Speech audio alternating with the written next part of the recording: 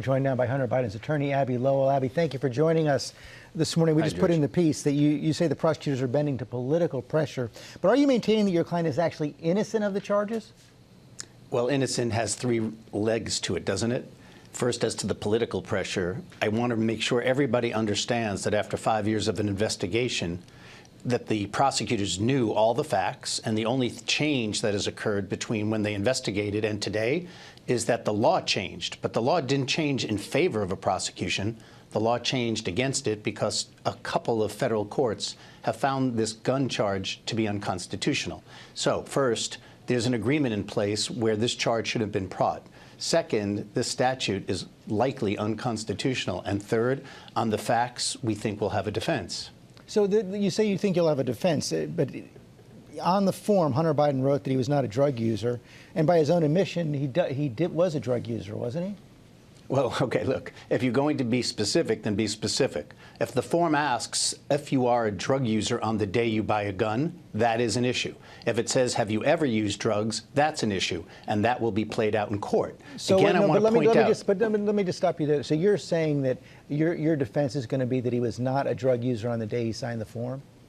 No, our defense has multiple parts to it. And the first is that there's a deal in place that should have prevented this. The second is that courts are finding the statute unconstitutional. And the third, if it ever gets that far, and we don't believe it should, there'll be a defense on the facts of this case. And again, I need to point out for people who are paying attention that what's odd about this is the fact that this happened in 2018. Law enforcement showed up, no charges. The U.S. Attorney's Office has known about this for years, no charges. When they found out about it and made a deal, it was for a diverted agreement. What changed? Not the facts, not the law, but all the politics that have now come into play. Was Hunter Biden a drug user on the day he signed the form?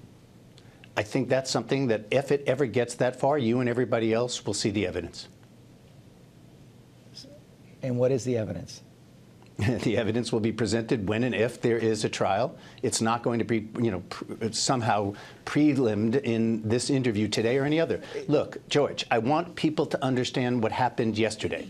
And what happened yesterday is that after prosecutors were on the scene and investigated and saw what happened, no charges were ever filed. When a charge was theoretically filed, it was a diversion agreement.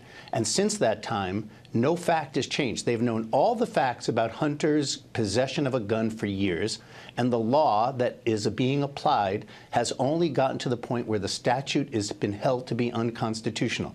What people should be focusing on is not what happened 5 years ago, but what happened in the last 6 weeks to change a diverted agreement into now a felony gun charge. And the only thing that's changed has been the political pressure put on by the Republicans in Congress and the media that supports them. You said if this reaches a trial, do you think a plea deal is still possible? I think the case will be dismissed before a trial. Abbe Lowell, thanks very much.